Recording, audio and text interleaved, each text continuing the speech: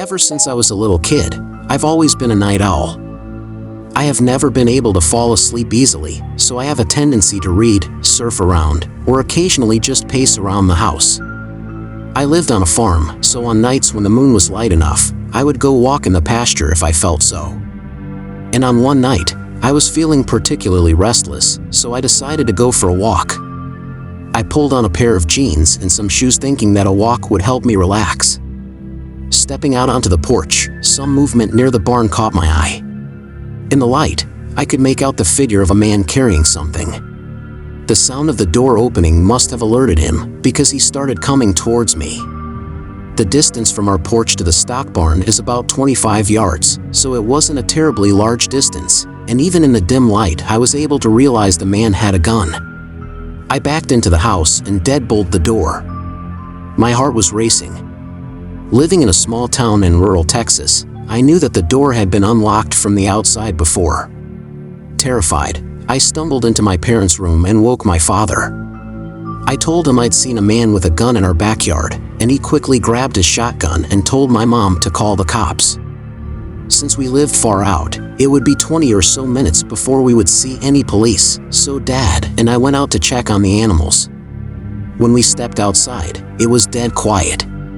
There was no sign of anyone in our yard, so we walked briskly towards the barn where I'd seen the man. At that time, we had a few cattle, goats, a bad-tempered donkey, about a half-dozen chickens, and my old cat.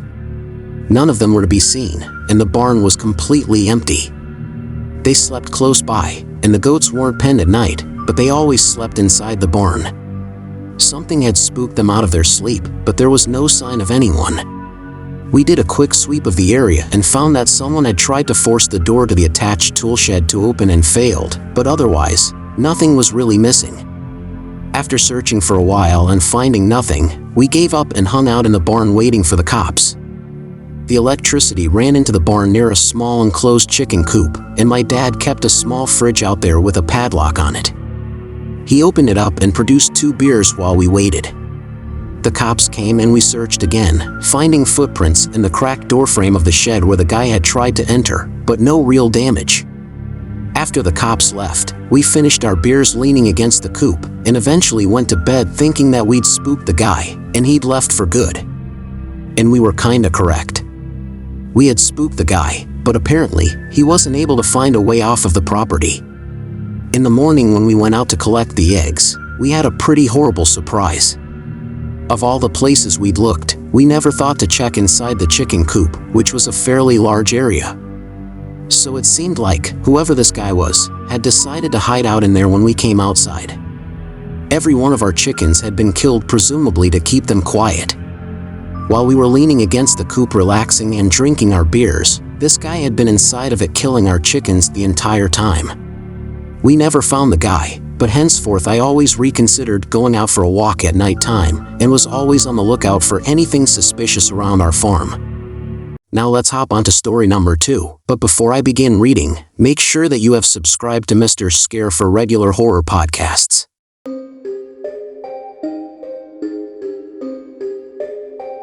When I was a little kid, maybe around 6 or 7, I used to go and visit my uncle and aunt's lodge during the school holidays.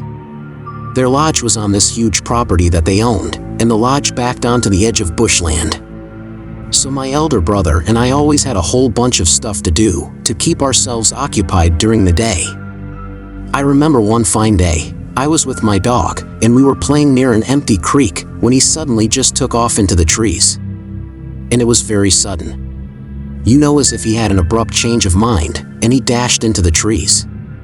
Everyone else had gone into town and my dad was fast asleep inside the house.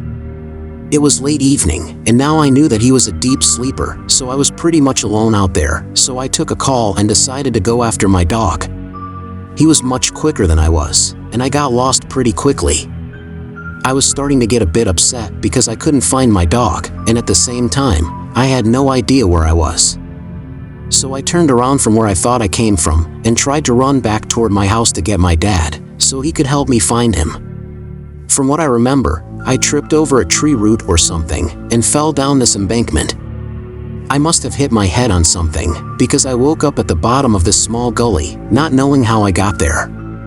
It felt like everything was still a bit fuzzy. What actually woke me up was my dog licking my face. He was lying down right next to me.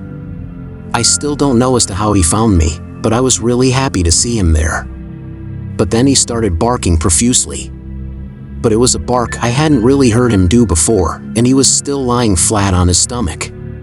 That was the strange thing that I remember about that barking. A really strange lying down, grumble sort of bark. It made me scared and a little bit uncomfortable. I turned to see what he was looking at, and there was a guy standing there. I remember he had this really faded cowboy hat thing on, but his hat had a big chunk missing on the side. He said in this really deep voice, "Hey kid, you had a pretty bad fall, but you should be all right. Let me get you back to your home." Then he walked over to me, picked me up, grabbed my hand, and we started walking back through the bush. The two things I remember from that walk were holding his gloves, which I thought was very weird because it was the middle of summer and really hot at the time. The other one was my dog, who was walking a little too close to me. South, close to a point that I was pretty much tripping the whole way back because he kept smacking into the side of my leg on the way back. The guy didn't say anything though. In fact, I don't actually remember him saying anything at all, apart from the first time he spoke. I don't think we walked for that long because we reached the creek bed really quickly, and I could hear my name being called out by my dad for dinner. I started to run up to the house, and remembered I forgot to thank the guy for getting me there, so I turned to yell, "Thanks, mister!" But he was already gone. I just figured he was in a hurry or something. A few days later, I was in the supermarket with my mom. It was one of those small country town ones that kind of sell everything, and everyone knows everyone else there. So I'm kind of just wandering around, and there's this photo up on the wall of this guy in a cowboy hat, with a big chunk in the side missing. It was the guy who helped me in the woods. I wanted to thank him or something for helping me before, so I asked the person working there who he was. It turned out that he was the owner of the store around 25 years ago, but died in a freak accident in the woods, almost where my dog and I were. Apparently, back in the day, he used to grow vegetables for the store by himself, in the middle of these woods. He went one day to see how they were growing when a really bad storm hit the town. The report suggested that he was trying to get back, but his dog, who always went with him, fell down a really steep embankment into a small gully, so this guy went after it. While he was down there, a branch broke off a tree and hit him, breaking his back. They didn't find him till weeks later. His dog was also found with him, by his side. It died of starvation. That's how I found out about Mr. Roger anyway. And now, after 2 decades, I can totally grasp the situation. His spirit must have related to our situation. Had he gotten any help back when he fell, he too would have been alive today. But if not for what happened to him, I might not have been alive to tell the tale.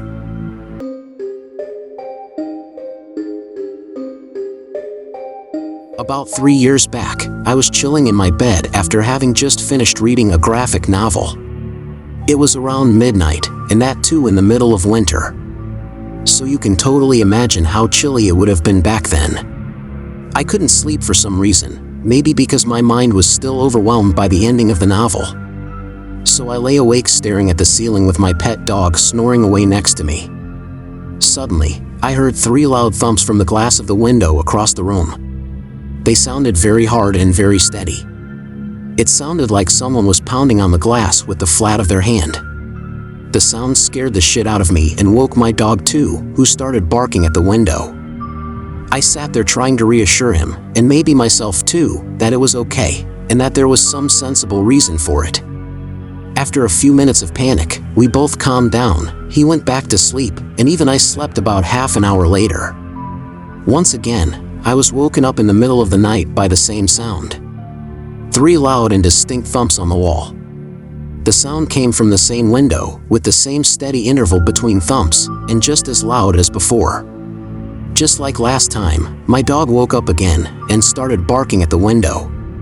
Both of us were freaking out, and I couldn't bring myself to turn on the light and go look out the window. The only thing that I could think to do was run out into the living room, curl up on the couch with the dog, and spend the night with a blanket over both our heads. The next morning I woke on the couch feeling exhausted, having slept only intermittently. The dog was sitting at the door to my room looking alert, looking back at me, and whining. I went back into my bedroom and looked out the window. There was nothing unusual looking. No marks on the glass or anything.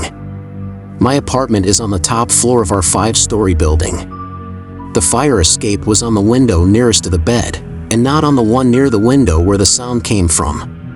In simple words, whatever had hit the window had had a 6-story drop beneath it. At a loss for any other reasonable explanation, I figured it must have been a bird running into the window. I had no explanation for the fact that it seemed to do so 3 times in a row, at very steady intervals, on 2 separate occasions, and with a sound much louder than could be made by a lightweight creature bouncing off the glass.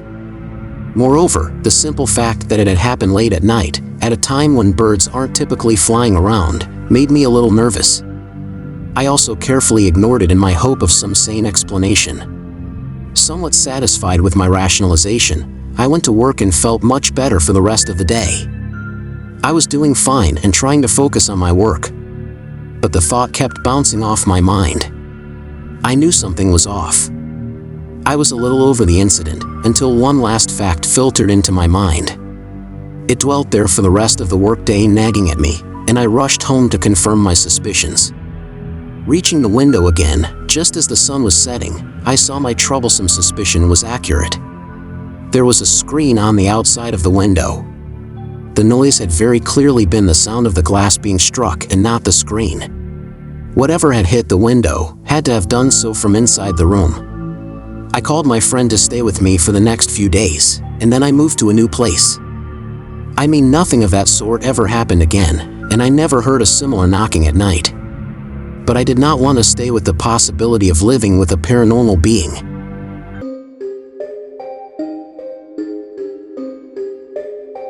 I work in the emergency medical services, and it is literally a 24-hour job, be it day or night.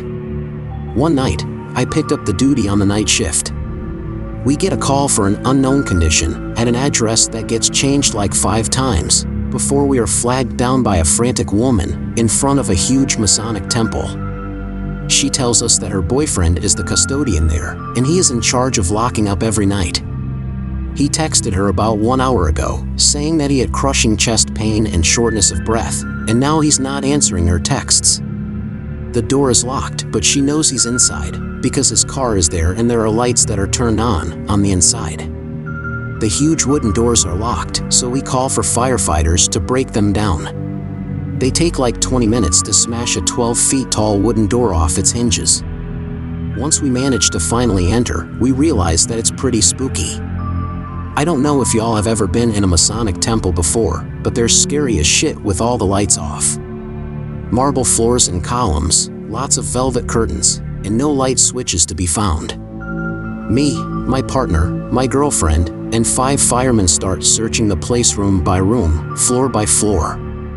We are totally expecting to find a corpse, and possibly a ghost or 2. We clear the first floor, and find nothing. We were terrified but at the same time on duty. Once the floor was cleared, we started to move up the stairs.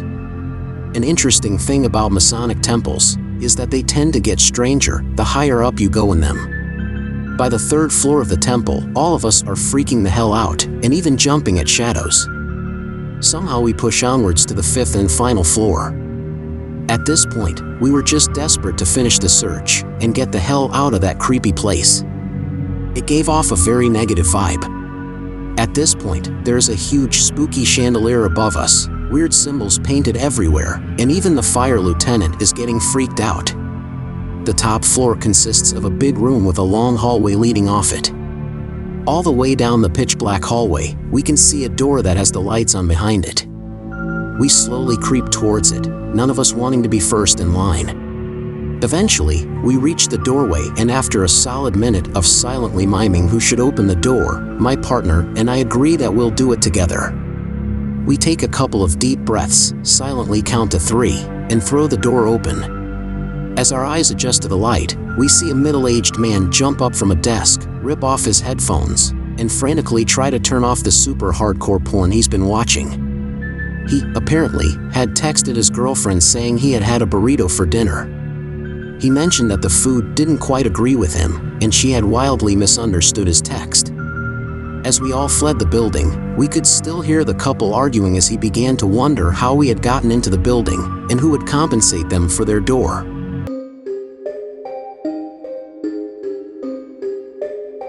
A fairly long time ago, I worked at a base in Japan. Now, most US facilities in Japan are former Japanese bases, and we share most of the bases with the JSDF.